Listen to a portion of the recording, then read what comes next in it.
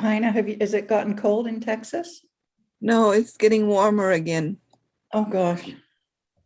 I think it was about 80 today. Oh my word.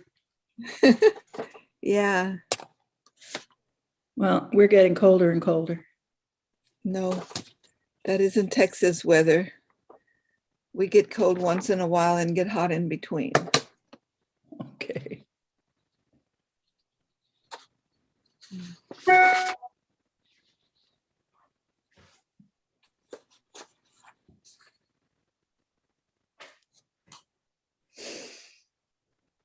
My desk is a mess right now. Trying to sort things out a bit. You got some new glasses for your new eyes, eh? Well, these are my cheap reading glasses. Oh, so I can okay. see the computer. And that I may just stick with these. I may not get any because I don't need them for long distance or anything, just for reading it Yeah. and working at the computer. They look good. They work, so that's good.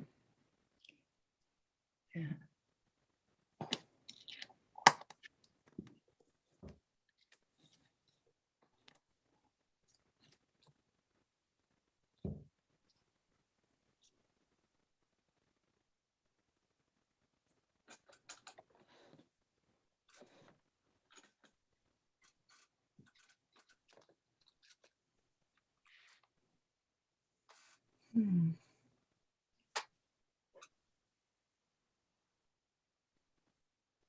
Who is the host, the Zoom host here? Is that you, Sarah?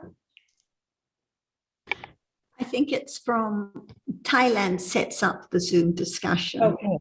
So Okay. Kunwarasak sets it up, yes. Right, right. I was just wondering because the screen share is disabled. Screen okay. share.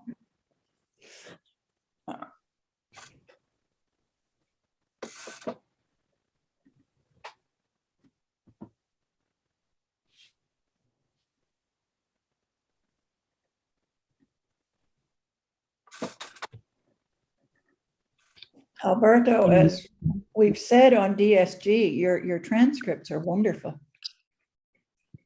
Thank you. สวัสดีค่ะอาจารย์ สวัสดีครับอาจารย์ สวัสดีค่ะ สวัสดีครับอาจารย์ครับครับท่านอาจารย์ everyone สวัสดี everybody. สวัสดีค่ะ ผมครับ Ready? I guess we can start now. Does anyone have any questions or comments or something they want to hear about? To get us started?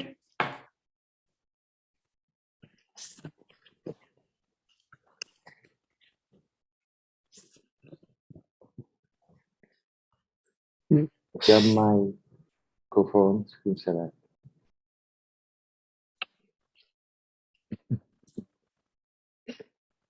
We can't hear you, Sarah. Oh. Start again. So Alberto was bringing up the topic of the meaning of Theravada. So Thera refers to those who have understood the truth, and the succession of teachers, the Theravada Parampara, are those who have shared the speech vada of the elders of the Buddha. So without the Buddha, there cannot be any Theravada or any succession of teachers understanding and sharing the truth about realities. Was there anything further on this topic, Alberto? Yes, it was interesting because it was the Buddha himself talking about Theravada. When he went to Alara Kalama, one of his first teachers, and he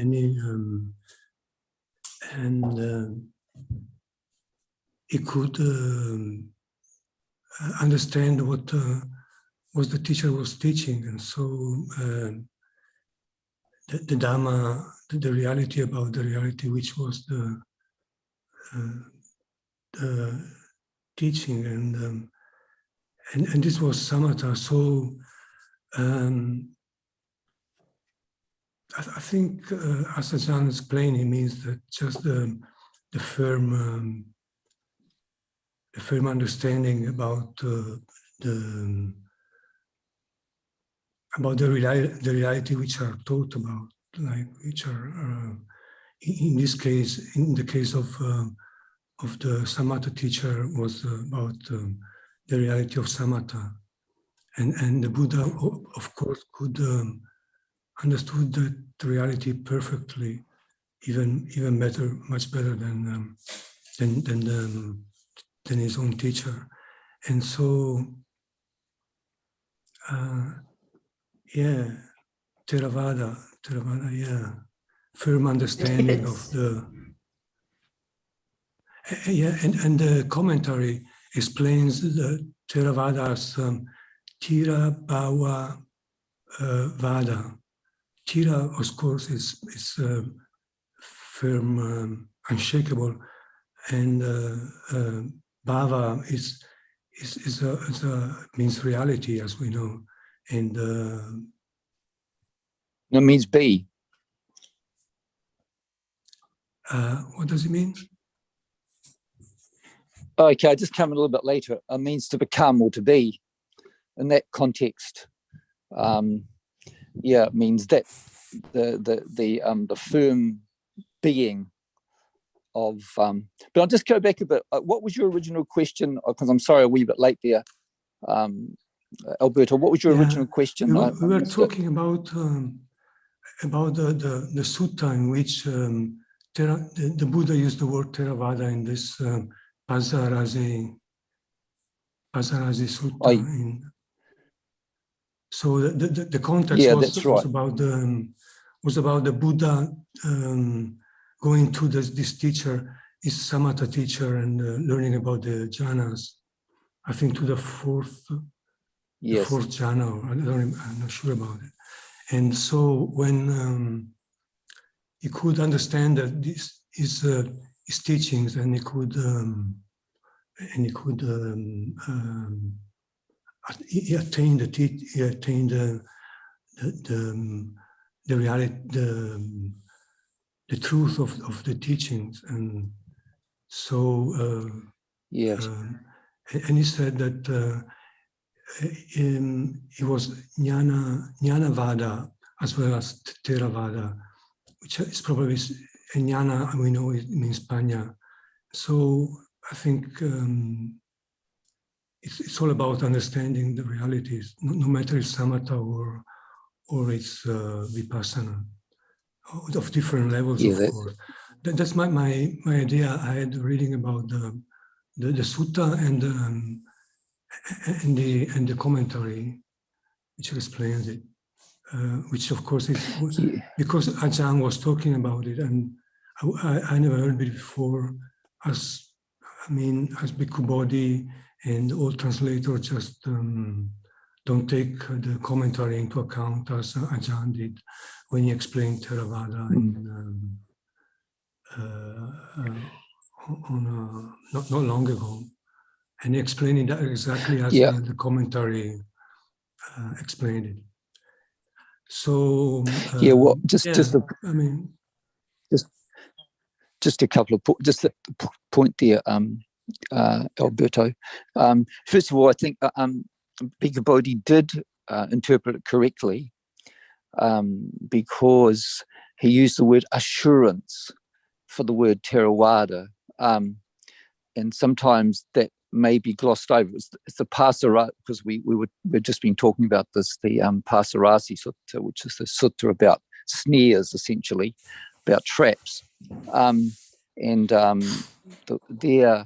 there is that strong connection. Of course, Theravada, in that context, when the Buddha, before he was enlightened, was referring to the truth that could be known, or the firm truth that could be known at that particular time.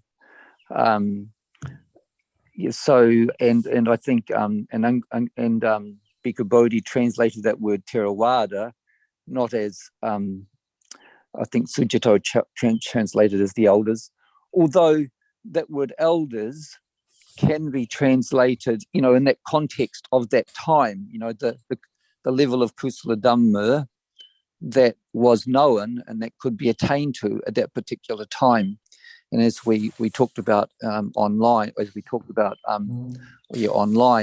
Bhikkhu Bodhi for Theravada, he used the word assurance or a solidity or a firmness, if you like. And of course, we know that the word Thera and Thera are very close in that sense of being strong and firm. So those words are very, very close in that sense.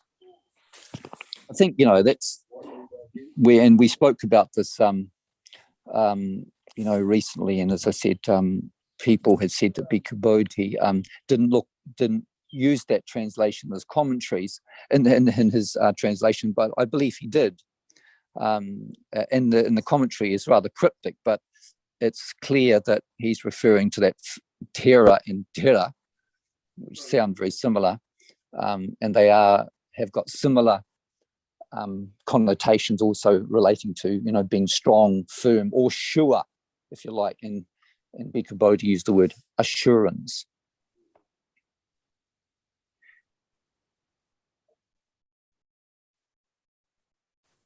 And Ajahn, just briefly, and Ajahn had spoken to this a little while ago, and I believe I mentioned this in my email, that when Ellen Weller asked this question about the word Thera, as in Theravada, and what it means, and Ajahn spoke to this the subject, and it's clear that those words Thera and Thera are virtually similar or virtually the same thing. Okay, I'll just leave it at that. Thank you. Are we talking now about the word Vada, Thera and Vada? Thera is firm. Yes, we are. So the truth Correct, yes. of reality, can the truth of the reality be changed?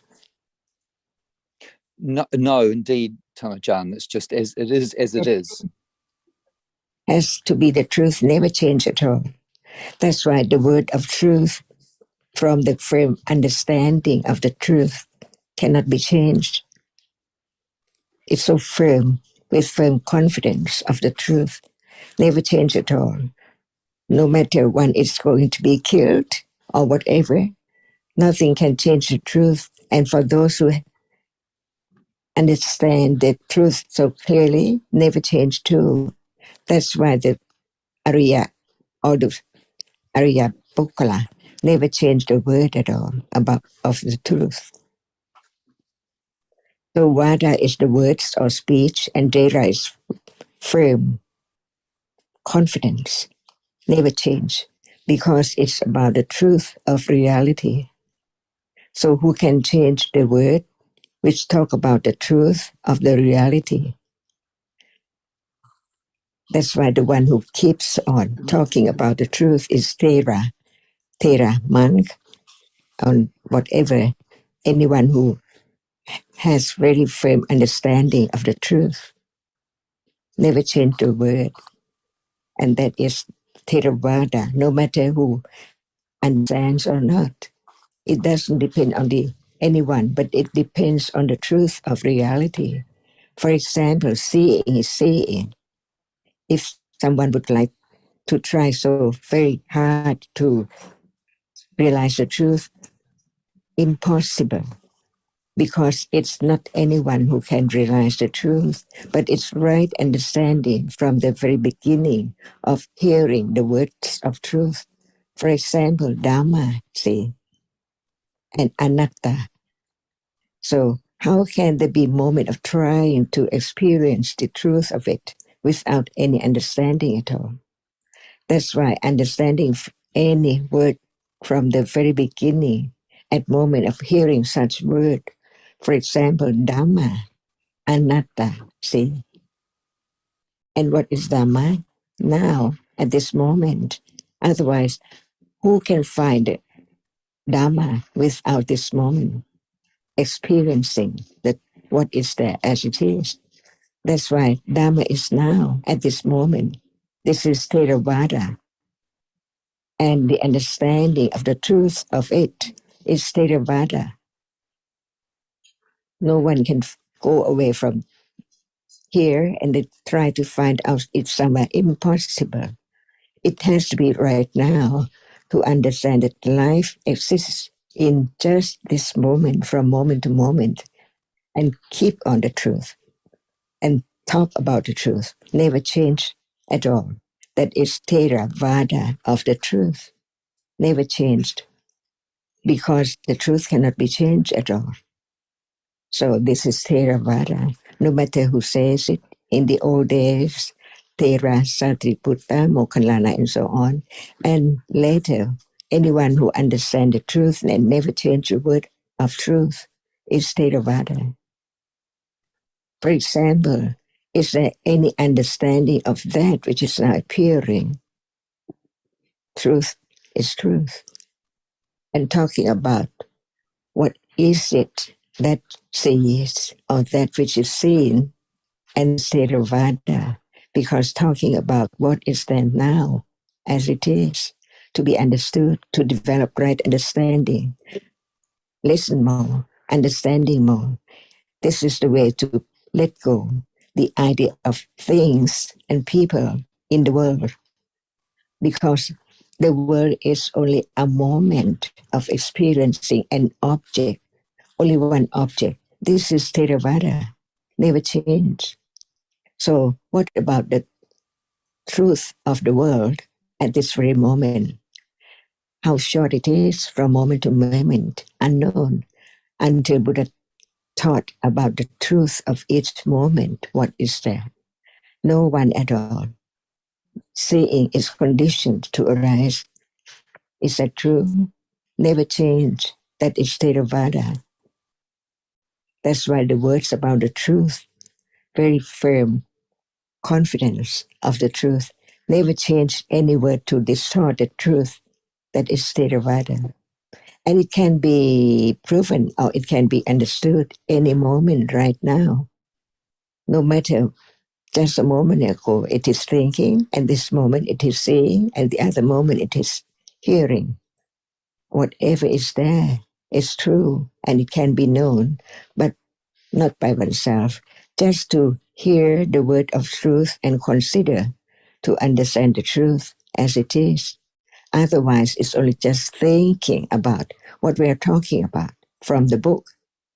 But is the truth in the book? Or is it now at this moment? The book taught about seeing, and now there is seeing. The book taught about hearing, and now there is hearing. So never change the truth. And what is there is conditioned. It has a reason, so it's there. No one can change it because it's gone instantly. Is this not true? Keep on the truth, the word of truth. And this is Theravada. So no matter how it is translated, the meaning of it is more important. Otherwise, we follow the book of this person or that person. But what about each word of the Buddha, like Dhamma? When it's Dhamma, it's not I or anyone who can go to meditation center and try to know this and that. What about now? What is true? What is Theravada? The truth is there now to be known. That's why we can understand at moment of understanding the truth, what is true and what is not true. What is the true words about the truth and what is not the true words about the truth. And Ajahn, without the Buddha's enlightenment, there couldn't be any understanding of the truth now. There couldn't be any Theravada or the Aryan disciples who shared the truths, the terrors of old. So what is a little surprising is in the quote that Alberto referred to, it's referring to the use of Theravada before the Buddha's enlightenment with regard to his teachers who attained and taught about samatha and jhana. Do you have any comment on this? Was there any Thera before the enlightenment of the Buddha?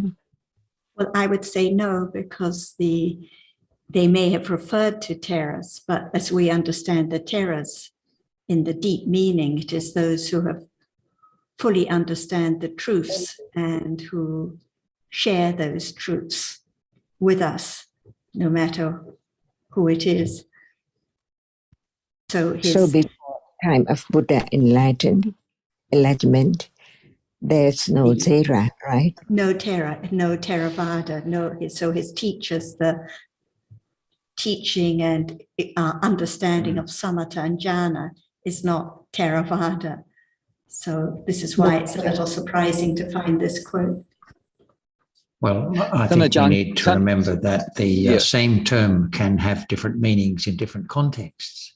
And just because the term Theravada appears in the Majjhima Nikaya Sutta, it doesn't mean the meaning there is the same as it's used to refer to a particular form of the Dhamma.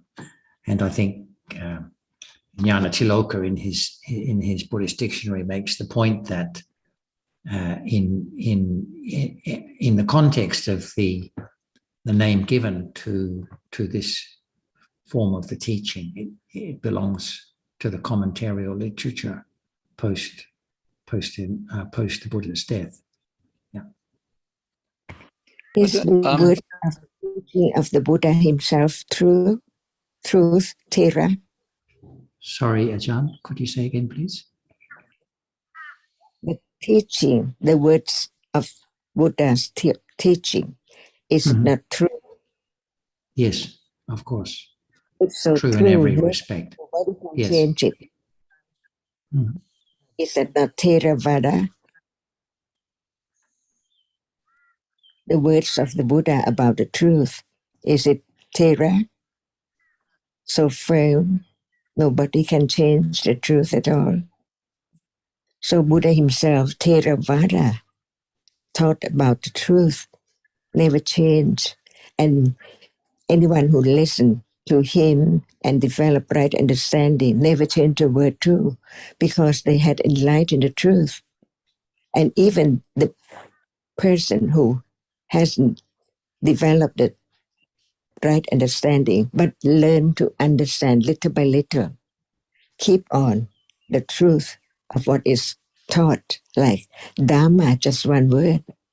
See, anyone who said at this moment, what is there is so true, it's a reality. Is that not true? Is that not Thera? Just talk about the truth of whatever is there, no matter who. So at moment of hearing the word Dhamma, it depends on how much understanding is there about the truth of it. Because it's not just, it's a reality. But what about that reality? It's conditioned, it's so true. And what conditions such and such moment, such and such reality? There can be a moment of thinking, considering about the truth to understand that that cannot be changed at all. So that person cannot teach wrong at all because of understanding the truth of what is there as it is. So no matter who, Thera, very firm confidence of the truth. Vada, just talk about the truth. Not just go to somewhere to meditation center and understand this moment. It's impossible. So if we just understand the word, the meaning of the word, like the word Vada, what does it mean? And the word Thera, what does it mean?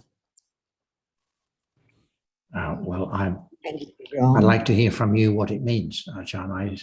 I don't know. Dhamma is real. It's a reality. It has its own characteristic. And when it is seeing, it sees only that which impinges on eye base. Without eye base, seeing cannot arise at all. Is it not true? No one there at all. When it's true, can you change it? That is not Theravada because it does not talk about the truth. But when it's there now, seeing is so real because it now sees. Is it wrong? Or Thera? Seeing cannot hear, seeing cannot think, and seeing. It's a reality which arises to experience. So there must be the reality which arises and experiences. Otherwise, nothing can appear at all. No idea about the world, no idea about anything at all. But can anyone stop the reality which arises and experience? Not to arise at all. Impossible. Is that not true? So the word of truth is Theravada. Never change. And that's the word from the Buddha, Theravada. And anyone who understands and never talk about what is wrong, not talk wrongly about that at all. And it would be It's impossible. Vada, never change, no matter when. What is there appear because there is a reality which arises and experiences that object, no matter when and where, now or then, just a moment ago, and this moment, and next moment is so very close to this very moment. Can anyone stop the truth of this? Well, I agree Otherwise, with everything you've said about the Buddhist teaching and its unchanging nature, Ajahn. But I'm just not sure about the meaning of the Pali term Thera, T-H-E-R-E. and so what about if we don't use this word data? What is the words of the teaching of the Buddha? What did Buddha teach about? Well, he taught about the true nature of the present moment reality. Is it true? Very true. Never changed? And never change, no matter how long ago it was that he taught. Is the word of truth, right? Because the realities about which he taught are the same now as then. Those realities are unchanging. That is Theravada. The words you just said. And it would be impossible to, if it's Theravada, to have the idea that it is the development of mundane samatha leading to jhana rather than the understanding of any reality, whatever is conditioned at this moment. So referring to his earlier teachers who hadn't been enlightened to the truth of realities, impossible to refer to what they taught as being Theravada. Sarah, I think there's some confusion there going on. Excuse me. Sorry. So I'll just, if I can just say this, I'm sorry to jump in there. There in the Pasarasi Sutta, Tanajan, the word Theravada is used, but it is speaking to the level of understanding that was available at that particular time, of the particular teaching of Alara Kalama and Uddaka Ramaputta, and that word is used there, Theravada. So, and it's referring there in Bhikkhu Bodhi. I know, Tanajan, you're saying it's not so much, it's the understanding rather than the word that's used, but Bhikkhu Bodhi has used the translation assurance, but he's referring to the assurance of the understanding at that level that those particular teachers had attained to at that particular time. And nowadays we use Theravada. It's obviously referring to the Dhamma of the Buddha as is known today, but apparently it did have another meaning, or has another meaning also, in the sense that it referred to that level of Kusala Dhamma that was known at that particular time, but not, and that of course is different from the teachings of the Buddha Dhamma as it is now known. Sorry, please continue, Sukhin. Yes, actually, when I heard Alberto referring to this in the beginning, and he used the word reality, I was confused, and I questioned, as Sarah is questioning, whether it's true or not that the Buddha could have used and referred to that level of understanding as Theravada. But then when you came in and gave your understanding, and you used the word truth, so I started thinking about truth being truth. If those people, even though they did not understand about dhammas as Dhamma means anicca, dukkha, and anatta, they had that level of understanding that lopa was akusala and harmful, and that is a truth. So perhaps at that level is what the Buddha was referring to, that it's true that lopa is akusala and harmful, and the kusala is kusala. What they were developing, the jhanas, was kusala. So that's the truth, and they knew it at that level. So that's my what I was thinking. Yeah, now that's So, I would sorry, enlightenment. please.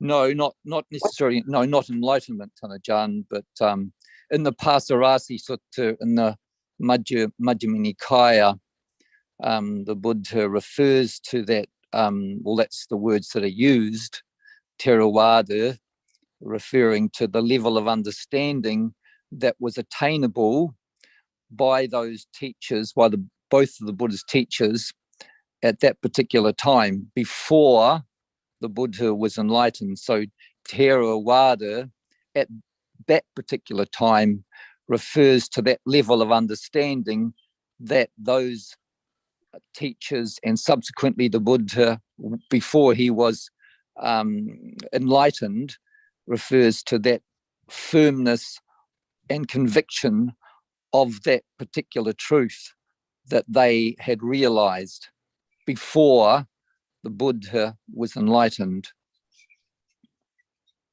But when we ask those persons, suppose they are still there now, about who attained jhana, they would say, I. Is that true? That is correct answer. Actually, Achan, they wouldn't know the truth of the reality. They wouldn't know the truth of jhana. They wouldn't know the truth of lopa. But I think in this context, the Buddha was referring to the truth of kusala being kusala. So when they were saying that lopa is akusala, that is also a level of truth. No, I don't think so, because anyone would have the Theravada. Even they say that unwholesome is unwholesome. See, just that. But who? Me or someone? That's why we are talking about the Buddha's teachings now, right? Whether it is Theravada or Mahayana. And what about the absolute truth? Anyone can understand that is something, or this is wholesome, or that it's not. It's the teachings of the Buddha about the absolute truth. People can change the idea. Not absolute. What about the absolute truth? Otherwise, what is the meaning of Theravada? If there is Theravada before the enlightenment of the Buddha. no word as Theravada. But after his teachings being taught, there can be some people who misunderstood the teachings, word, the meaning of his word. For example, meditation center, see? Why do we talk about this? Are we have metta towards them? Yes, to help them to have right understanding, which is because wrong understanding is so very dangerous, not only in this life, the accumulation of it on, and it destroys the truth of what the Buddha taught, because they changed the meaning of his truth, of his words of truth.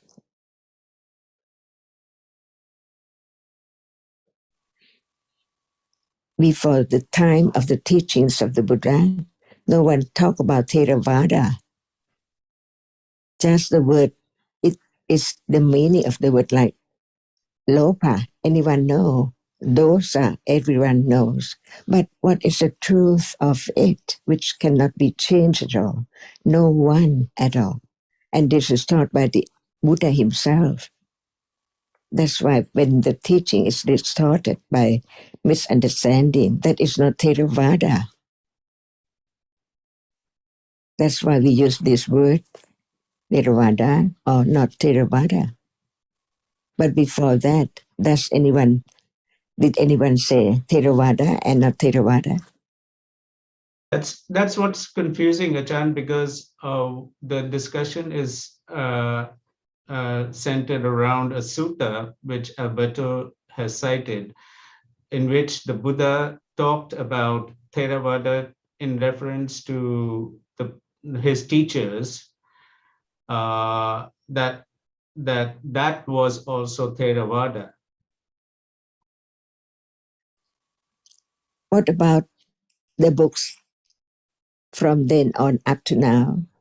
Is there any mistakes or not from misunderstanding? Because there are many books written today, wrong understanding or right understanding, and it will keep on later. So people take it for very true,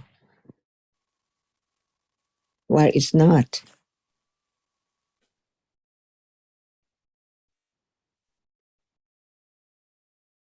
Otherwise, Buddha enlightened the truth, and his words are about the truth of what is there now. Never change. No meditation center. It has to be from the very beginning, intellectual understanding, very firm confidence of the truth. Otherwise, it cannot condition the moment of being aware with understanding of what is there now, even hardness, because it's now, no understanding of the truth.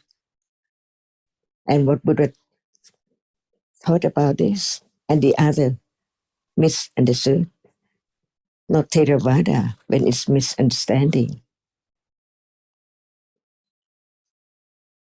So it depends on whether you like to use this word in the other meanings or according to the teachings of the Buddha, Theravada and Mahayana and on and on.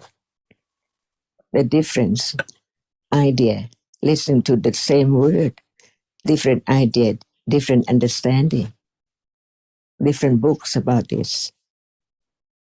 Yes, Achan, definitely the way it's used now, the reference to the Buddha's teachings, it cannot be applied to any other teachings. It cannot be applied to any level of samatha or jhanas. That is true.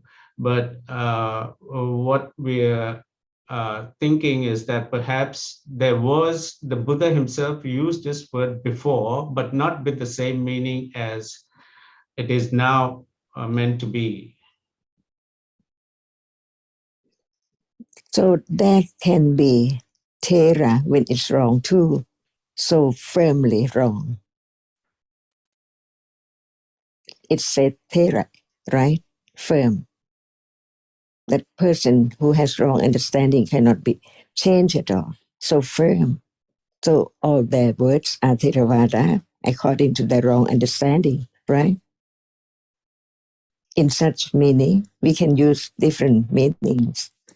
But when we talk about Buddhism or the Buddha's teaching, Theravada, what is the meaning of it? Well, yes, we're all agreed that in the context of a reference to the Buddha's teaching, Theravada has a clear meaning, and it refers to the doctrine as taught by the Buddha and nothing else. So that's why, if it's found in some other context, in reference to, for example, people who had attained the jhanas only, but hadn't heard the Buddha's teaching, then of course it has a different meaning in that context.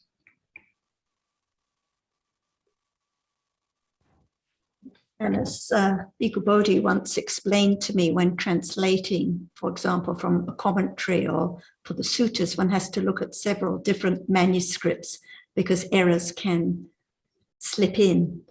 So one has to look at the Burmese and the Sinhalese and the different transcripts to make sure that it's correct and there are no errors at all. So when there's firm understanding of what is Theravada and how it can only apply to the Buddha's enlightenment of the truth and those who followed it, then one needs to just check carefully. In the context of the Tanajanka, in the context, there are about 4 suttas. I believe they're all in the Majjhima Nikaya. The Pasarasi Sutta is one of them, and they use this word there. It's quite clear, Theravada. And there, perhaps just to go back a bit or forward a bit, because after the Buddha died, their teachings, or there are different levels of understanding, and there are 18 different Nikayas. Sometimes that word is translated as sects, S-E-C-T-S. And one of those, as we know today, Theravada, is the one that we recognize as the true teaching of the Buddha. Now, in the Pasarasi Sutta of the Majjhima Nikaya, the word is used Theravada, and it's the word that the Buddha used there in relationship to the understanding that had been developed by his teachers and that he subsequently realized at that level of Kusala Dhamma. That word Theravada is used. And Bhikkhu Bodhi, correctly in my view, does not translate that word as Theravada or as we know it today, but he used the word assurance, Tanajan, or surety, or firmness, which directly relates to the word Theravada as we understand it today, as the word you've referred to often as Thera, which is very similar sounding but different, slightly different word. So it seems that, yes, we know that Theravada, in the sense that you have been speaking to us about this morning, that is true, and that refers to the Buddha's teachings, but it can also, in the context of this particular sutta, before the Buddha was enlightened, referred to that level of Kusala Dhamma, that level of jhana or samatha, whatever word you like to use, that those particular teachers, Alara Kalama and Uddhika Ramaputta, had attained to. Well, actual fact that Uddhika hadn't attained to one level, but that's not really important. But very high levels of jhana that those people, that those teachers and the Buddha subsequently attained to. That was referred to in this sutta, the Pasarasi Sutta, also referred to, I believe, as the Arya Pariyesana Sutta, where those particular that particular word Theravada is used. But that's different from, it's like there are many words sometimes, but they will be different in different contexts. But as you were saying this morning, Tanajan, Theravada, as we understand it today, has got a different meaning to the meaning that's in those at least 4 suttas in the Majjhima Nikaya, where the word Theravada is used and refers to that level of Kusala Dhamma that those particular teachers of those times before the Buddha's enlightenment had attained to. What's the point of listening to the teachings of the Buddha? For understanding, Tanajan. Not just the word? No, but I suppose what happens sometimes, people find a word and they think, what is being referred to there? And so people try to understand it in that particular context. But sometimes the mistake is made of making that word just one meaning, whereas perhaps, and it seems to me here, that it has another meaning and it can be interpreted slightly differently from the meaning that we know today that Theravada refers to. But all the words of the teaching of the Buddha bring about the understanding, the truth, not just the word. That's why no matter in any language, it doesn't fit the meaning of the characteristic of a reality.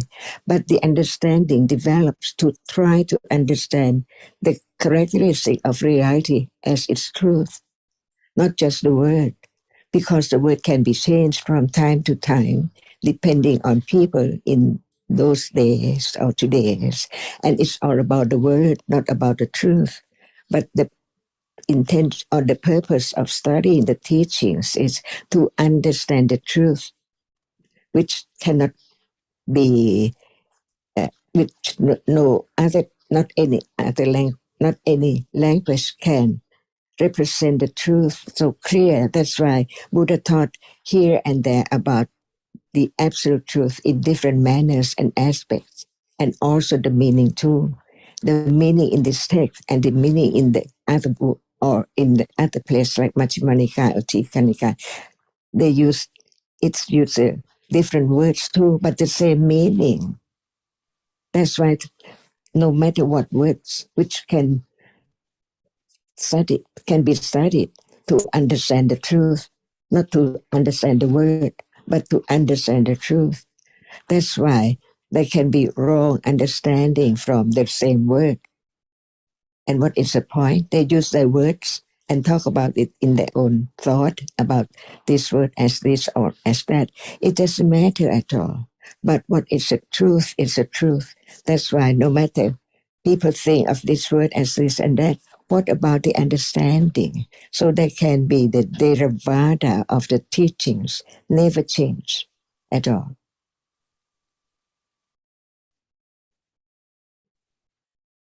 That is the benefit to understand the word, to understand the truth, not just cling to the word and not understanding the truth, which can that word represent clearly? Or it depends on the readers to think this way or that way. But the truth cannot be changed at all. And that is Vada of the truth, never changed. And one who keeps the word of the truth, never changed, with understanding that condition, no change of the word, of the truth at all. But when there's not enough understanding, they use different meaning of different words, of same word, different meaning. And it would be changed and changed and changed. But the truth cannot be changed at all. So what we are talking about is to understand the truth, not just the word. What does it mean? What word which can condition the truth to be understood? That is the right word. Thera, to understand the point of listening to the truth.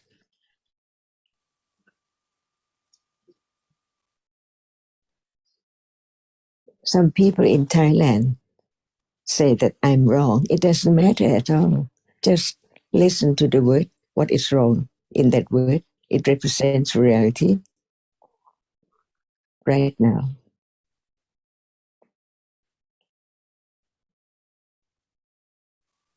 And what is Theravada to be defined?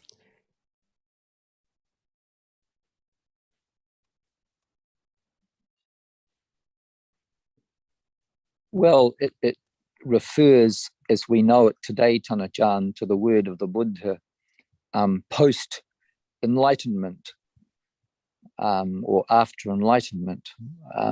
However, in the suttas, it seems to have this meaning also as that level of understanding that was attainable by those teachers of old. And if we don't use any word, for example, Theravada or not Theravada, but anyone who understands the truth and talks about the truth, no matter what word you use, Thera or not Thera, it doesn't matter at all because it cannot change the truth. It's so true. So some people might say it's not Theravada because Theravada has to be such and such before the time of enlightenment or after. It doesn't matter. But we don't talk about the word Thera. But the truth is that it's Thera. When we understand that Thera means firm, confidence. And when it's of the truth, it's Theravada of the teachings of the Buddha.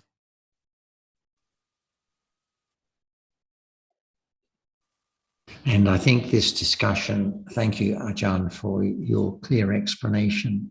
I think it highlights the fact that the understanding of kusala as kusala and agusala as agusala, as Sukin was talking about, is understanding of mundane or conventional level and is not the understanding of any part of the essence of the Buddha's teaching. And if anyone would like to use to know what is kusala and what is akusala, is Theravada, it depends on their thinking, their thought, their idea. Yes, I don't think it's used to have that meaning nowadays. But, so I think its use nowadays is certainly just that of the Buddha's Dhamma. Yes. I think we're all clear on that. Because when we talk about the teaching, there are many ideas, and the one which cannot be changed is so Theravada. That's all. And John, even if someone is using, no, we're not claiming copyright for it, right? No, could put it that can you way. claim that the truth is yours? Of course, people have their own understanding of what the Buddha's teaching is and what its essence is. So, in that sense, they are using it differently.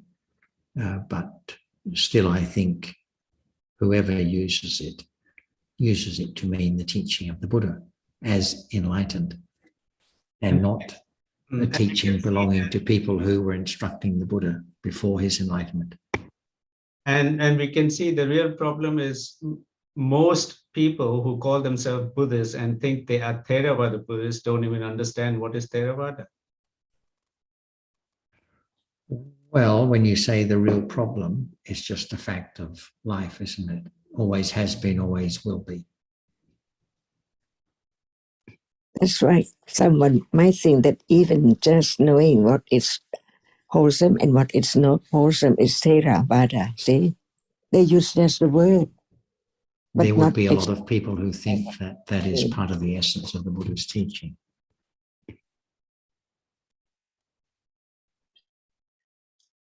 And they would use that to justify certain practice of developing kusala and having, in inverted commas, having less agusala.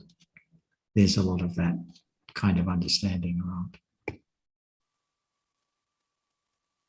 And it's an important point because Yeah, otherwise people may think just following the precepts or developing samatha or attaining jhana first is Theravada, but it's all wrong understanding.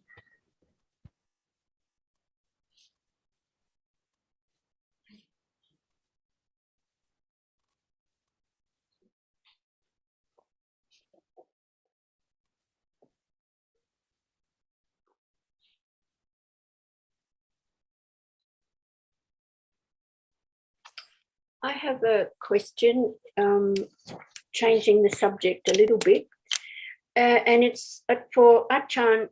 It's one of the suttas, and the Buddha, before he was enlightened, that last life, he said, having understood the danger in what is subject to birth, I seek the unborn supreme security from bondage, nibbana. My question is, did the Buddha know what nibbana was before enlightenment? I mean, obviously the Buddha's wisdom, understanding, paramis were all very highly developed, but did he know what nibbana was before enlightenment? That's my question. And sorry, where are you quoting from, Sita? Oh, sorry. Well, it's actually the same sutta. And this one is called the Arya Pariyesana Sutta. And I think it's the same one that has just been discussed. Majjhima 24. It's Majjhima Nikaya Sutta 26. 26. That's why we have to understand what is Nibbana. See? Can we Yes. say the end of Lopa, the end of Akusla? So that cannot be any condition to be born again. But there must be seeing or understanding the danger of clinging to it. Otherwise, how can there be the idea of, how can there be the end of clinging and ignorance? There couldn't be bodhisattva if there's no such thought.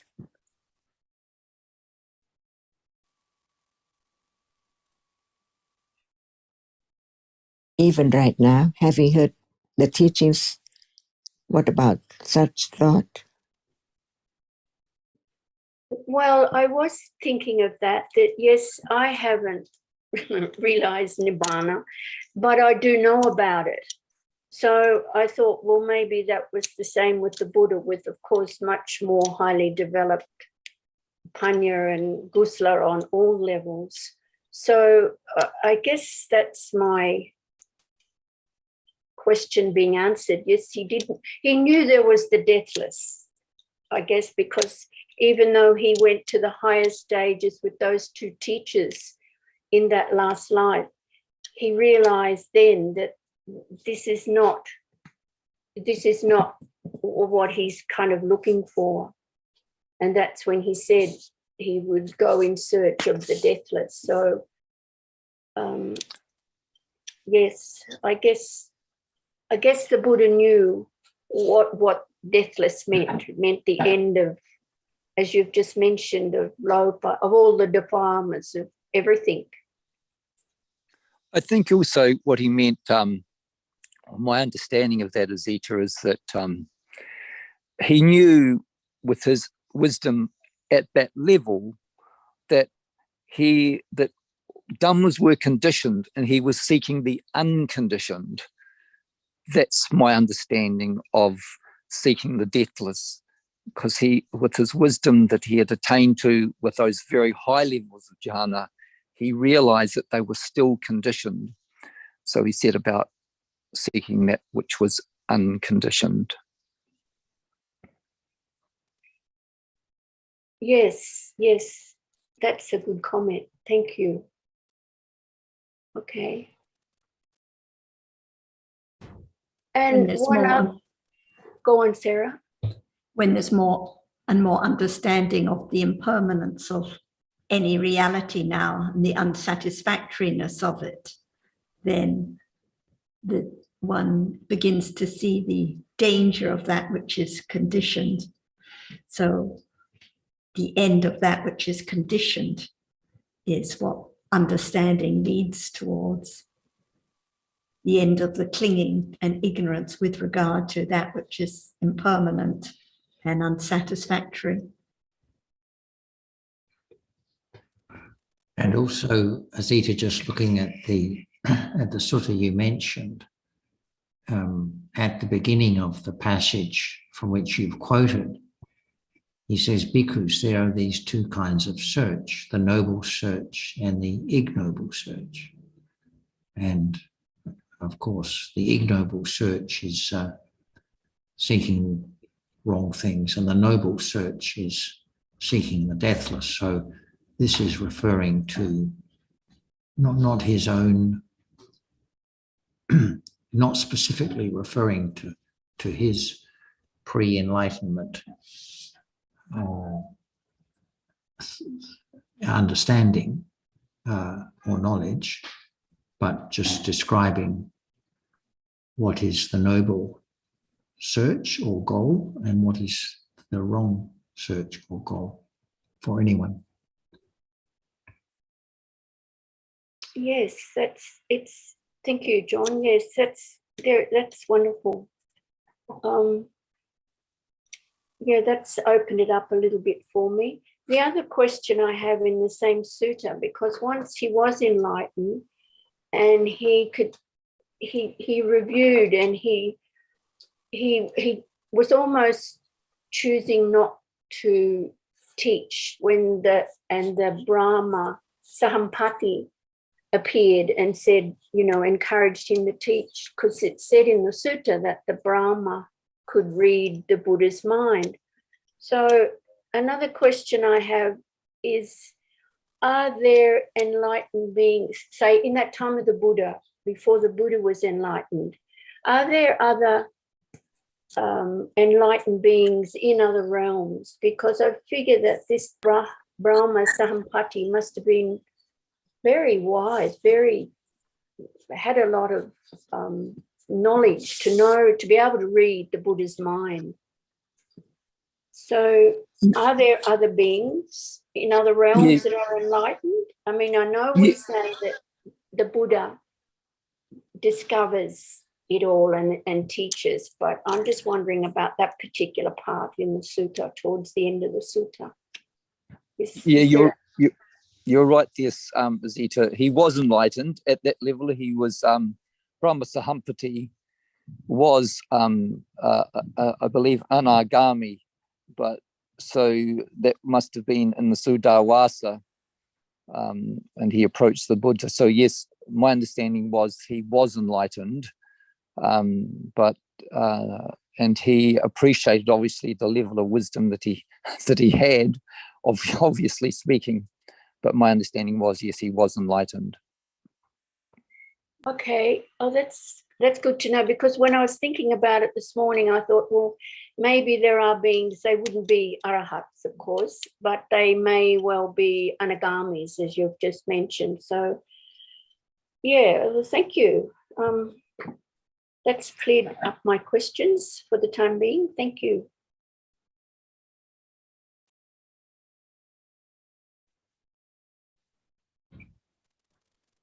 And just if I could go back on something I said a minute ago, because now looking again at the sutta, I see the passage you're referring to. The Buddha was talking about his own search prior to enlightenment. So it is perhaps possible that, the term nibbana was just in use for that which was the escape from life in samsara, without necessarily anyone having experienced it, but just as we might talk about Shangri-La or something as being the mythical, desirable place to be. So it could have been a general term. Right, yes. Yes, and regarding your little mistake. I did go back because I've got that in front of me and I read, well, it doesn't say that, but I can see a page back. It does say what It does, but yes, there's your reference too, which he's talking about his own yes. enlightenment. Yeah. Right. Yeah, sorry about that. That's okay.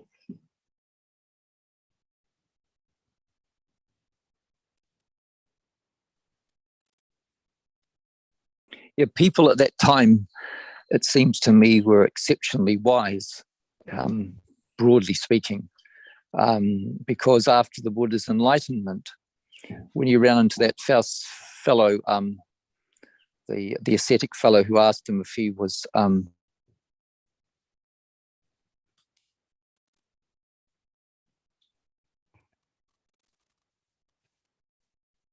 Can't hear you. You've turned yourself off, Sundara. Turn on again.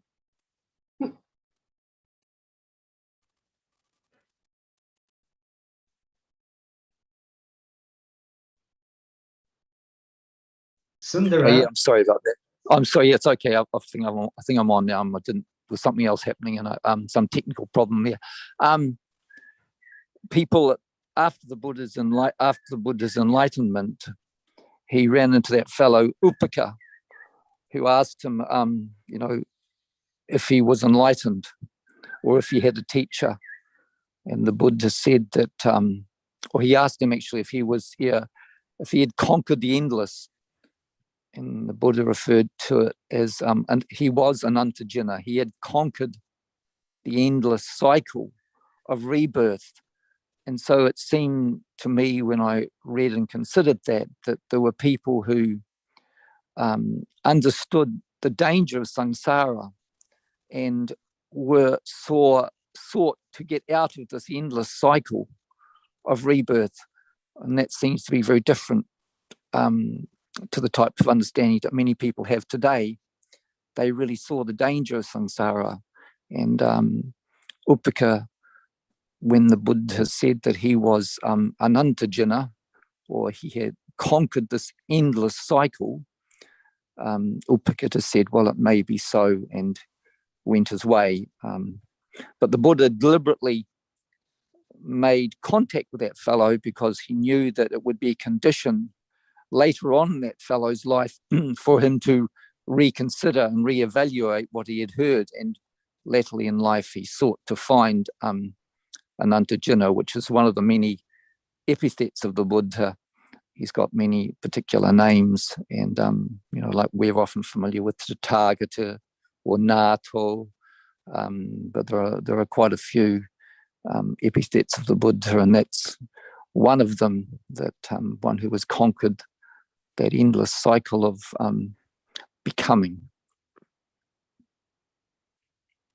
But their conception of samsara would be all about self, not about reality. That's true, Sukin. It would be, absolutely. And that misconception obviously got in the way, so to speak, and made it very difficult. And that's one of the reasons, going back to Zita's comment when she made that, when Brahma Sahampati approached the Buddha, because he realized the Dhamma was so subtle and so difficult to understand, but he knew, the Buddha knew, when he subsequently considered that matter more carefully, that there are few who have little dust in their eyes, and they will understand the misunderstandings that are involved, especially with the relationship to anatta, and by degrees he knew that they would appreciate the Dhamma at that level, and as we know, that was true.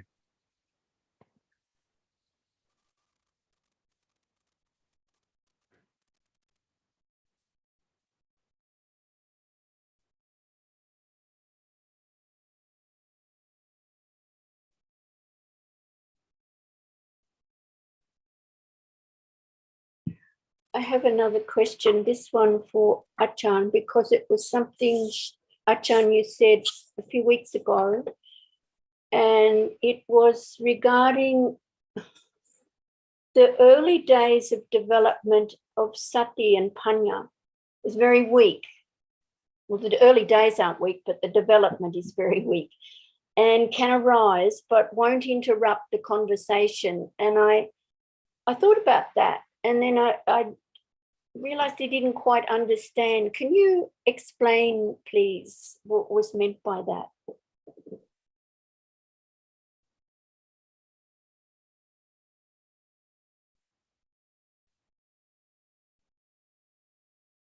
Are you there, Achan?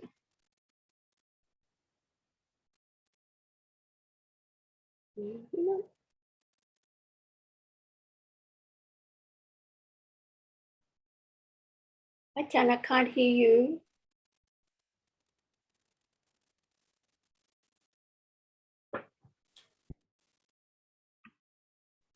What's happened?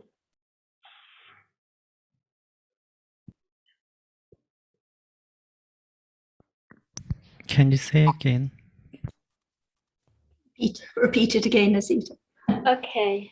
Hello, Warasat.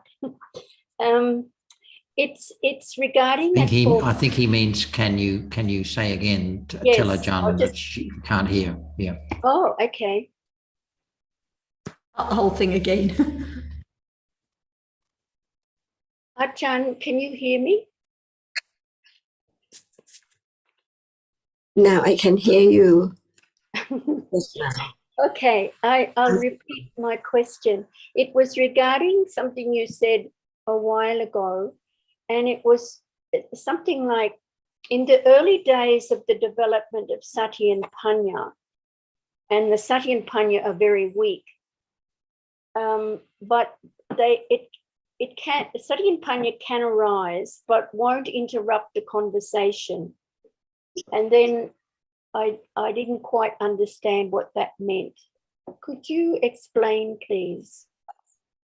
What time is the early time?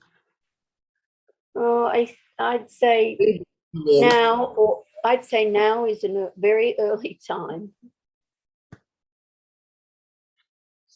You mean now, everyday life, not in the past, like in the time of Buddha?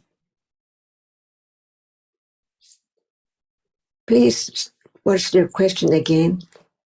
Was something that you said a couple of weeks ago regarding the development of sati and panya when they're still very weak, that it can arise, but it can arise, but whatever the being is doing, it just continues on. So it's basically, I guess it means that sati and panya is very brief and very, just very brief and very weak. Arises, disappears, and whatever one was doing prior and post just continues on. Is it something like that? Yes, without the firm intellectual understanding, can there be any condition for direct awareness or sati, sammasati to arise? No, cannot. So, right now, what appears, is it the object of sammasati yet? No, definitely not. Mm-hmm. But without the understanding of what is sammasati, there cannot be condition for sammasati to begin to study and understand the truth of what is there. Now, as it is, as it has arisen and appears right now. That's why the firm confidence of the truth that that which is the self can be directly known, little by little, but not without the firm confidence of the truth of intellectual understanding. That's why we listen again and again and again. We cannot know what will condition the moment of sammasati, of what object at all. But the understanding of sammasati has the object of what is now appearing only. Otherwise, it cannot be moment of beginning to understand the truth of that characteristic cannot be taken for anything because of the understanding the truth of it begins to develop little by little to understand that it's not what we used to think about as people and thing and hand and foot at all. It's only hardness, see, only hardness. And now there is hardness. So it depends on whether the intellectual understanding is enough to begin to understanding it as just a reality. Only that, just a reality which is hard. This is the beginning of the development of right understanding to grow, to develop on, to let go the idea of something there. No matter it is or it's seen, heard, or the seeing or the hearing, it's now so very close, but it's far away from understanding the truth because not enough condition for sammasati to arise with understanding to be the makka, the path leading to understanding the truth of it, which is now arising and falling away by conditions. That's why it's long, long way to let go the idea of self or the idea of how or the idea of maybe I can do this or that or try to have the sammasati of such and such object. That's why it's so very subtle and so very, very difficult to develop what is there as it is against the accumulation of taking it for something and I all the time. Even right now, the five khandhas, not it's known as not self. For example, sanya. Now it does not appear, but it's there, and no idea to try to have it as the object. Otherwise, it's not anatta. It's not the path. It's not Theravada. That's why just listen and understand the truth, that's all. And all Sankhara Dhamma are performing the function in the right way because it arises with right understanding at moment of hearing the truth of it, little by little. The only way, very subtle, very long, very natural. Otherwise, the I is there, not the panya is there, developing little by little. Because now there is firm confidence of the object of sammasati. It has to be what is now appearing, but it's not get through that yet as a reality because it's hindered by ignorance all the time. That it's how can it be just no thing, only that which appears, and when it appears directly, so very short. So how can it be anything? And this is the firm understanding, the Theravada of that which is there as it is to be known as it is, as nothing and no one and no world. That is the meaning of anatta. No thing, atta, no I. Because I is atta, thing is atta, but actually nothing. Only one object which appears as the object of sammasati and understanding of the characteristic as no one there at all, no time to have any idea about that because it arises and falls away. That's why before the reality, the truth of whatever now appears could be the object of understanding directly. It's not under anyone's control at all because actually each moment is conditioned to arise and falls away in split seconds. That's why just learn to understand the truth firmly. Thera, so firm that even it's quite a long, long way. Who knows in what life it would appear as it is, but without the understanding firmly of the truth right now, it's impossible to have such moment of understanding the absolute truth as it is from what we heard from the very beginning. Dhamma, a reality can appear at a time because there must be that which experiences an object at a time with many cetasikas arising together as conditions. For example, ekakata, one-pointedness on one object, so the other object cannot appear at all. When right understanding is so firm enough to let go the idea of what are there so many things, that it is only one reality at a time. And this is Theravada.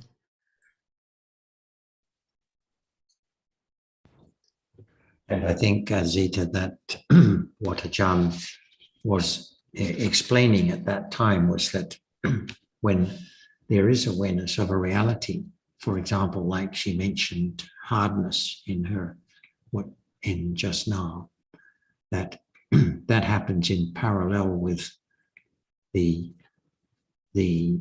normal perception of the conventional world. So if it happened in the middle of a conversation, for example, it doesn't mean that one would miss part of the conversation because there's some awareness of hardness arising at the time. It's just like now, actually, because it seems that there are many things happening in parallel at the present moment, seeing and hearing for a start, thinking, also thinking at different levels. So even when paying attention to, say, what Ajahn is explaining, there are also thoughts at different levels of different, the non-Dhamma matters coming in. But it's not just, I think, as I understand it, at the beginning levels of Satipatthana that this is so. I think it applies also to, as Satipatthana is developed to deeper and deeper levels, that it doesn't impinge on the experiencing of the world in the conventional sense, but its understanding of a reality that, of course, has a direct impact on one's understanding of other realities also, but not in the sense that it shuts out other experiences that are going on at the same time. I think it's That's good. natural, as Ajahn often talks about, it has to be natural. The unnatural would be like trying to pay attention, and that would be like an interference and not natural, like doing what you are doing. Well, yes, but also when, of course, samatha is developed naturally to high degrees, it does have, because that is part of the aim of the development of samatha, to reduce the sense door impact or sense door experiencing and to block it out altogether.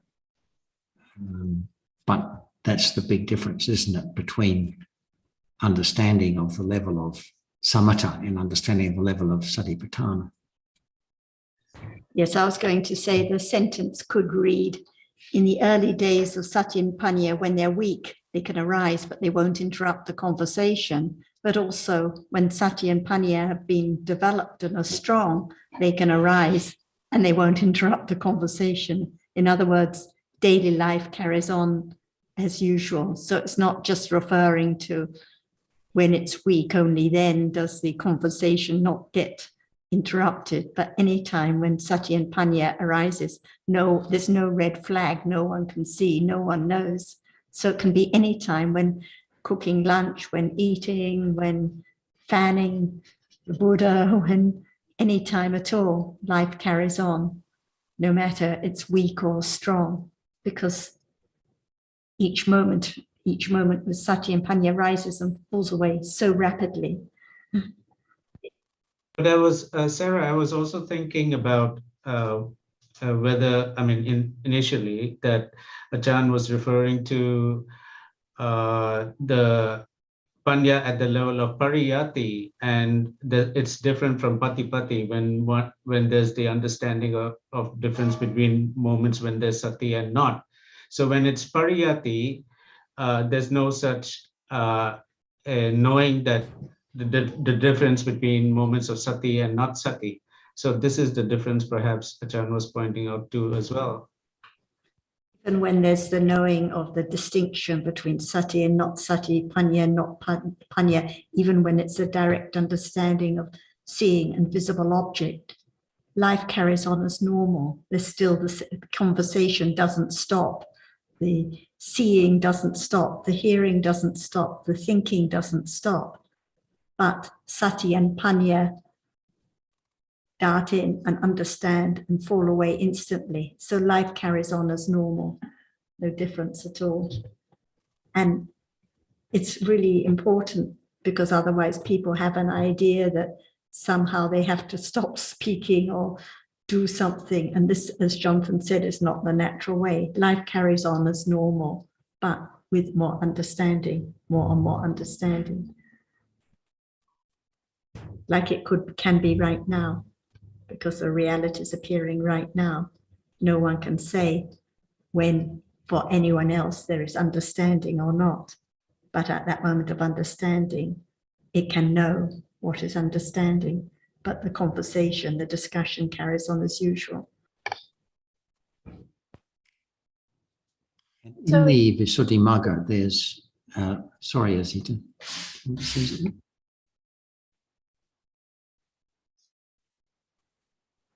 Okay, I was going to bring up something that puzzled me for a long time, and that is in the Visuddhimagga, there's a little description at some point about a Thera who was asked if he'd seen a certain woman pass by because someone was looking for her.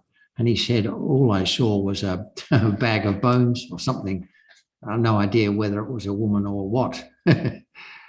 And he was, I forget the exact details, but anyway, my point is that it explains later on that he had developed jhana, and I think his very focused attention on the teeth, it was, and was due to his having that as a subject of contemplation for jhana, not to his highly developed level of awareness and understanding.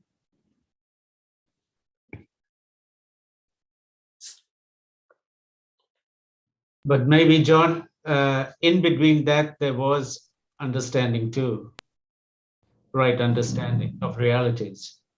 Yeah, I think so too, because the rupas appeared as just rupas, because this is in the context of the understanding of the truth of dharmas.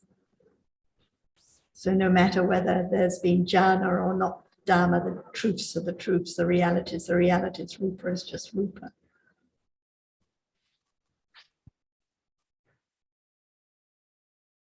Yes, I think maybe I got sort of an idea that everything stops when there's understanding, you know, like a degree of sati and panya. But sati and panya are also, although they're highly kusala jetasikas, the jetasikas that arise now that don't stop anything.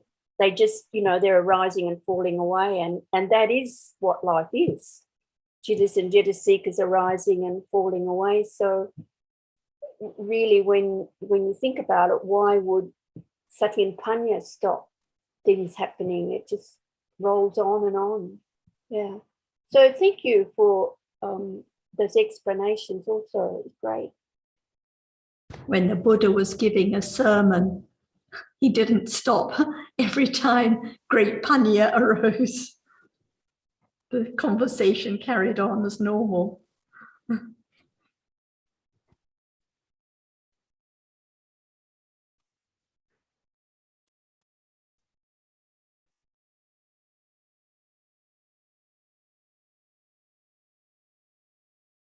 And one more comment that was made on Saturday, I think. It was about sound, and I've written down here, each sound is different. Sound is heard very briefly, falls away immediately. And yet, I think that just to me, if there's one jitta that hears sound I can't even imagine what just one sound is like. I mean, sound to me, you instantly got a name for the sound, or maybe you don't have a name. Maybe it's, you know, a bird outside and I don't know what bird it is, but those brief moments, each moment that arises, experiences an object is so brief, so fast that I don't think it's a question. I think that mainly it's just a comment that it's so subtle, the teachings of Buddha, that it does take a long time. I can understand why we're often reminded that it's a long, it's a long path.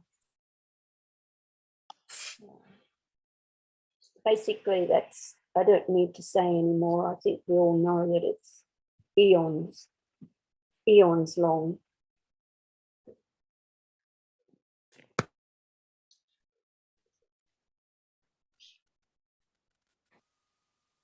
There's now seeing for sure, and there's also thinking and speaking and hearing too.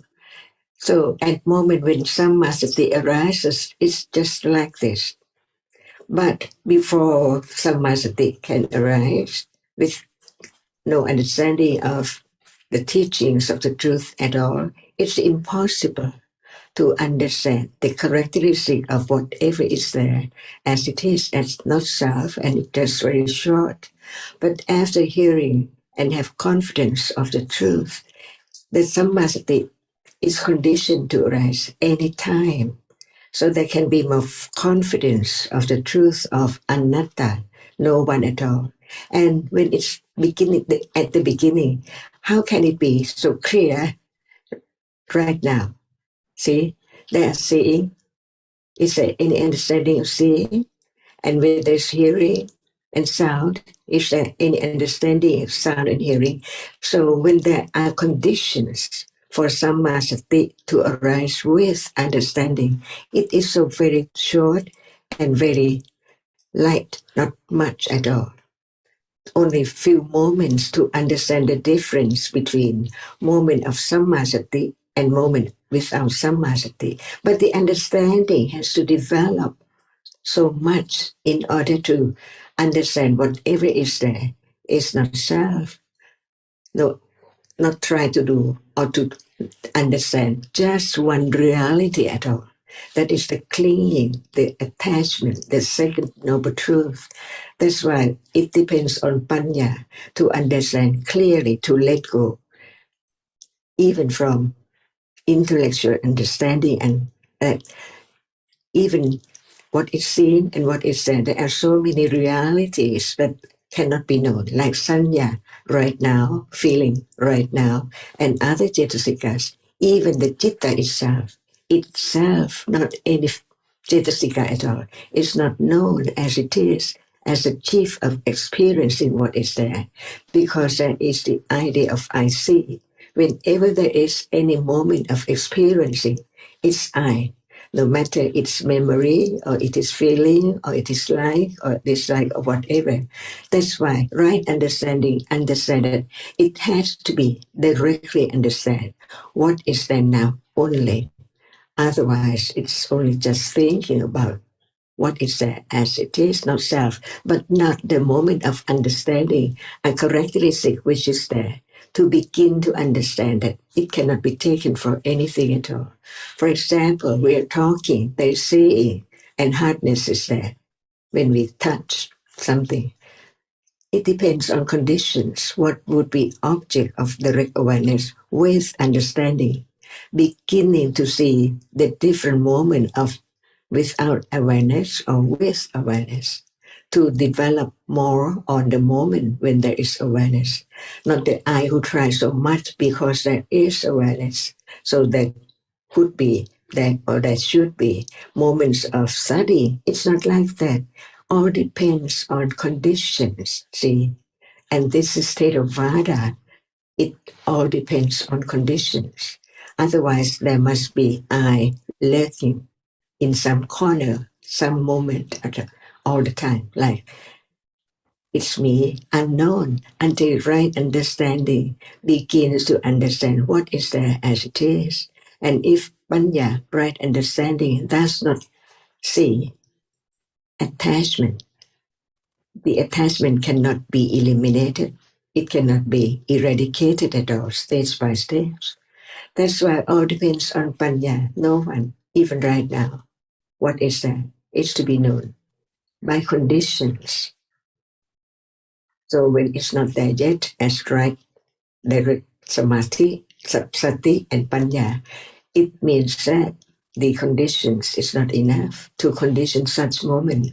But when conditions are enough from the development of right understanding, on and on and on, it can be any level of understanding to understand that object when there is awareness of that object. All depends on conditions. And this is the only way to understand the teachings of the Buddha as anatta, no thing and no one. Only one reality is experienced from moment to moment, so very rapidly that it can form up the idea of the whole world and people and things, even right now. So right understanding is so very, very truthful moment.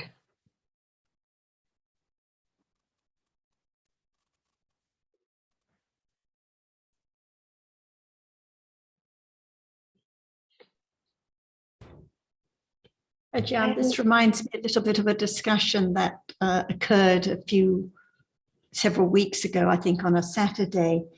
And I'd been mentioning how whatever we read about in the teachings, it is about what you've described, Theravada, the truth of conditioned realities, the truth of what is real to be understood now. And the friend, Maeve, mentioned that at different phases of the Buddha's life, the Buddha was given different advice. So when he left the palace, the advice he was given was one thing. When he studied with his teachers, the development of samatha, different advice. And I think the point was that this is a common idea. Often people say the same on our discussion list, that as we know that not everyone can hear about the truth of realities. And so we encourage people with different kinds of kusala according to their ability to understand or develop. But even so, whatever the Buddha taught is still always about the truth of realities. Even when talking about samatha or anything, it's all about different realities as anatta. Do you have anything further to add on this point? I think that the truth can be studied no matter at any level. So when the person does have the conditions to listen to the absolute truth and the development of understanding to penetrate the truth right now, because they have no interest to understand the truth, they just want to live. But the way that Buddha taught is all about the truth that can be taught for that person to think about it, to develop, for panya to develop little by little.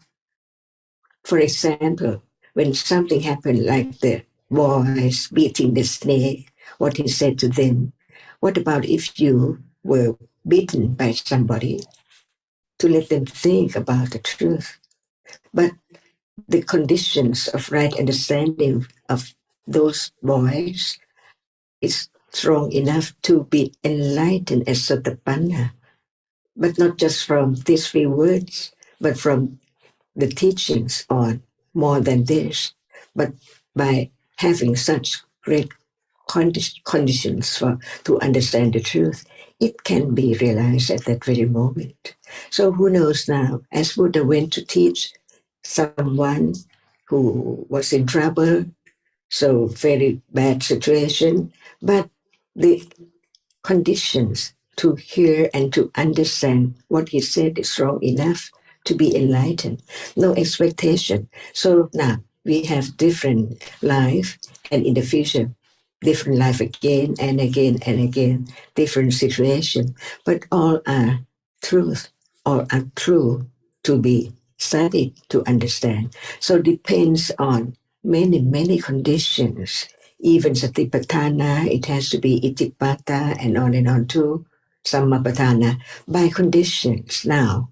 So it depends on the interest to understand the truth, the best moment in samsara, to understand what is there as it is, not be blind as usual, as it has been accumulated, to not being able to understand the truth, to be a little more understanding, to be understandable person, to understand what is there little by little.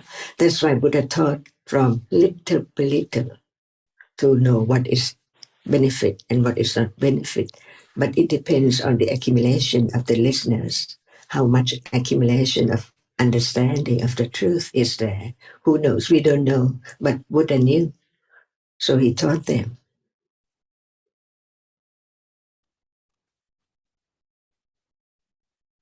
We never know what would be next moment at all. And we never know when something is said that is true, whether it may condition some understanding later or not. So we cannot know. We just share as best we can, and depends on accumulations and interests, whether there's any appreciation or not. And this moment of more confidence of the truth of not self, until it's strong enough to let go what is there as something, to know that actually it cannot be anything at all. That's why it has action as parami, and kanti as parami, and satya as parami, and adidana as parami, nekama as parami, and other parami too. Loving kindness or metta, to be friendly to whoever is there.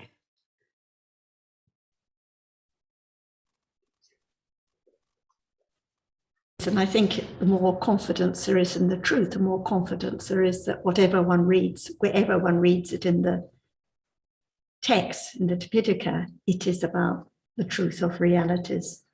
However it sounds or whatever the language, it's always back to the teaching about different dhammas as conditioned and anatta.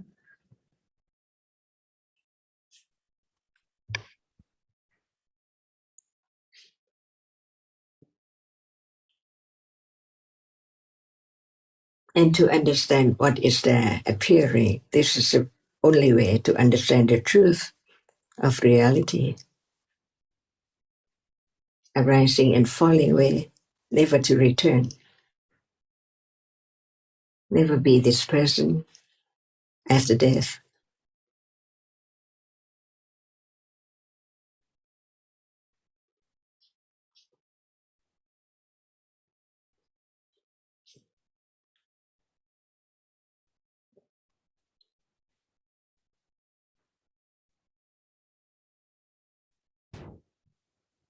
Ajahn, I have a question of a different nature. Last week, we were talking about Vipaka, Vipaka Citta, which experience sense objects. And we were differentiating between Vipaka Cittas and Kusala and Akusala Cittas, because the Akusala and Akusala Cittas do not see or hear. And at one point, it said, you said something, when it is Kusala, it cannot be Vipaka. When it is Akusala, it cannot be Vipaka, because the Akusala is jati of the reality arising to be hetu, for example, root, for example, lopa. The hetu, in this case, lopa, which is Akusala. And whether it is a hetu, but kusala, then you said that's why kusala hetu can be vipaka, but akusala hetu cannot be vipaka. Can you talk more about that, please? I'm not understanding. Kusala hetu can be vipaka, for instance, I guess generosity. Actually, if you could talk about it, that would be helpful, Ajahn. That's why we have to study just one citta at a time. For example, moha cetasika. How many cetasikas arising with it? And how many cetasikas arise with lopa? And how many cetasikas arise with dosa? Is it enough or strong enough to condition akusala vipaka with the akusala hetu? Impossible, because akusala hetu cannot be vipaka. This is the difference between kusala hetu can be vipaka, but the akusala hetu cannot be vipaka. By way of what conditions? Not just only it cannot be or it can be, but by what condition? By way of what conditions? For example, how many akusala vipaka are there? No matter in what world, at any time, how many akusala vipaka is there or are there together with citta? There are only how many akusala vipaka? It cannot arise with hetu, and it's less than kusala vipaka. I'm sorry, what cannot arise with hetu? Vipaka. Shall we talk about just one citta at a time? Yes. For example, how many cetasikas arise with akusala, lopa mula citta? We don't have to count, but it's less because it arises without lopa and dosa, right? Lopa mula citta. It arises without lopa. I'm sorry, I didn't hear what you said. It broke up. And that which arises with lopa and moha and dosa cannot arise with moha mula citta. Ego. Correct, right. Cannot arise. So because lopa cannot arise, that's why when it conditioned the vipaka as the cetasika which arises with moha mula citta is not strong enough, more enough to condition more cetasika. Okay. And the cause is the cause. It cannot be the result. For akusala citta, so we have to study what are the cause, the hetu, because the moha mula citta, how many hetu cetasika? See, it is moha mula citta, but how many hetu arise with moha mula citta? Only one. So the result is just not more cetasika as the kusala. Because the moment of kusala, it needs more cetasika to become wholesome, to be wholesome citta. So it can condition the vipaka more than akusala kamma.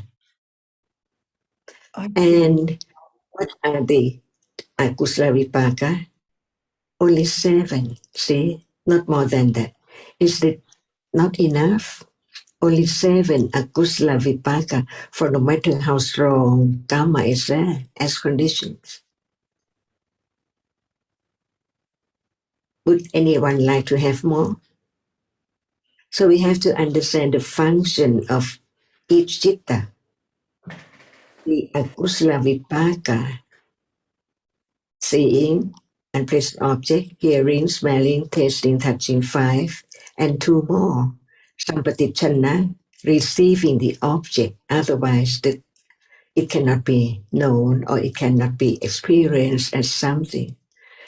And after Sampatichana, there must be Santirana as vipaka. So altogether 7 akusala vipaka. Which one can perform the function of rebirth, patisanti? Seeing cannot, hearing cannot, Sampatichana cannot, because it just receives the object.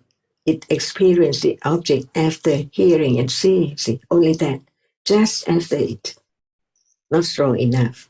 So the strongest of akusala vipaka, which can condition birth, must be santirana. It is vipaka, akusala vipaka. Only one citta can perform the patisanthita of all kinds of being, which is the result of unwholesome karma in hell, as animal plane, and so on. See? Yes. So we have to understand that no matter what strong akusala karma is, it can produce only 7 akusala vipaka. So we talk about the akusala karma and its vipaka and 7 citta, which are vipakas, akusala vipaka, and cetasika, which can arise with these cetasika, this akusala vipaka. That's all. See, in the day. Because after birth, the karma produced or conditioned result to experience unpleasant object through eyes, ears, nose, tongue, and body. That's all as vipaka. Painful feeling, vedana, which is vipaka, akusala vipaka vedana. Not enough. Should be more. Or pain is so very painful, unbearable sometimes, no matter when it arises with anyone. It has to be such painful feeling. But for kusala karma, it does not arise every often as akusala citta. Yeah, It right. needs more factors to condition its arising. At least 19 cetasikas, see? But there are more when there are other forms of kusala. That's why it can produce more kusala vipaka, but it has to be according to the level of kusala. Just begin to understand what is there in life after death: seeing, hearing, smelling, tasting, touching, conditioned by kusala karma or akusala karma. But the kusala karma can produce or can condition more result. That's why people or Deva or Brahma was born different by planes and by cetasikas which arise depending on karma, which condition the patisanti citta. No one, only the way Dhamma is. As kusala or kusala vipaka, akusala or akusala vipaka, or not kusala or akusala, but it is kiriya. Or anam. Seeing is kusala vipaka or akusala vipaka, and citta after it, and then kusala and akusala. It's time to arise. It arises by conditions. Yes. So we talk about the different condition of karma and different vipaka. Because kusala karma cannot be a kusala karma. Right. And there are many degrees or levels of kusala: kama vajra, rupa vajra, arupa vajra, and lokutra. See, that's why there are more cetasikas arising with the kusala vipaka. Yes, I see that. So, and in brief now, any akusala vipaka, that means seeing, hearing, smelling, tasting, touching, sampaticana or santirana, has to be ahetuka when it's akusala vipaka. And the birth consciousness and all the bhavanga citas during life can only be performed by the santirana citta. So because it's such a weak citta, weak result. So that means even the birth and the bhavanga cittas are ahetuka vipaka cittas. So any akusala vipaka is always ahetuka. This is what you heard. Whereas when it comes to akusala vipaka, only when the birth and the bhavanga cittas are performed by santirana are they ahetuka, but all the other kinds of birth and bhavanga cittas are conditioned by kusala cittas with roots, and the results are with at least 2 or 3 roots. Right, I see. So Okay. like now for our lives, the bhavanga cittas have at least 2 roots, 2 or 3 roots. So they are hetuka with roots. So this is what you heard, that all kusala vipaka is ahetuka, can never have any roots, even unwholesome roots. But for kusala vipaka, it can either be without roots, like at moments of seeing, hearing, smelling, tasting, touching, sampaticana and santirana, or kusala vipaka with roots, like the bhavanga cittas during life. Right. So the roots are kusala roots we're talking about. If the vipaka is with roots, it can only be kusala roots. So akusala factors can never arise with vipaka cittas. Okay, and yet the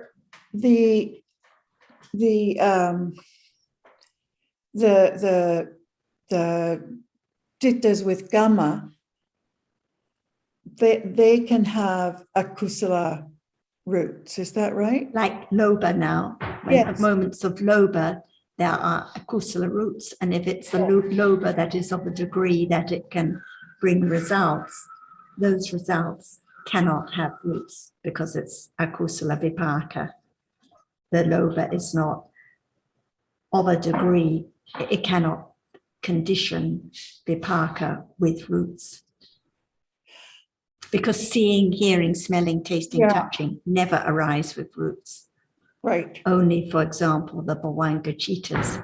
And when it is the result of akusala karma, that birth consciousness is very weak. So it's performed by santirana, and it's always without roots, no matter kusala or akusala. But we're just talking here about rebirth consciousness and bhavanga cittas when we talk about the akusala bhaka has no roots, without roots. Any akusala vipaka, also seeing, hearing, smelling, tasting, sampaticana, santirana, any akusala vipaka is always rootless. Whereas kusala vipaka, some moments like seeing, hearing, smelling, tasting, touching are always rootless. But other vipaka cittas, such as the bhavanga cittas, in this life, for example, unless one is born, the vipaka is a result of very weak karma, and one is born handicapped from birth, blind, deaf, and so on. It's with roots, with kusala roots.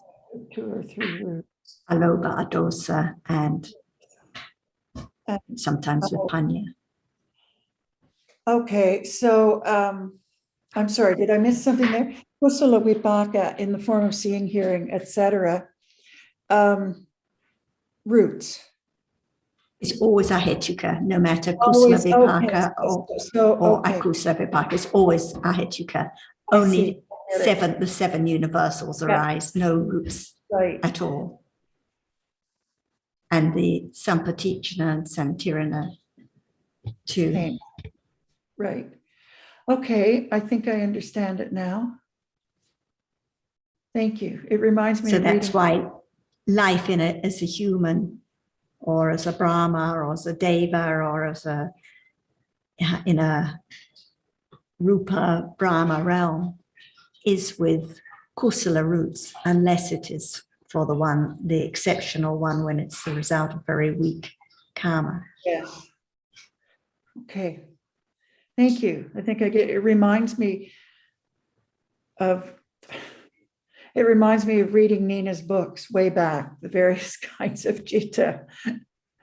I think the last time I really looked at and thought about roots to any extent was way back then. And so many different kinds of cittas can perform the function of rebirth, but Yeah. only one of those can perform the function of unwholesome rebirth, the Santirana citta. Okay. All the rest are the cittas which perform the function of Kusala Vipaka, Kusala rebirth, Patisandhi. Okay, good. Thank you. Just a minute. What other kinds of citta can perform the function of rebirth? For example, like if it's Kusala karma with panya or without panya or and so on. Okay. Happy feeling or neutral feeling. I see. Jhana citta, many different kinds of yes, they'll kusala have karma. kusala citta, yes, because there can be many kusala cittas with it, and yet And so they can bring patisandhi with wholesome roots. Yes, and the akusala cannot. Yeah, can never, always performed by Santirana. Okay, thank you. Maybe we should continue next time. Yes, we're going over time. Thank you very much, Ajahn.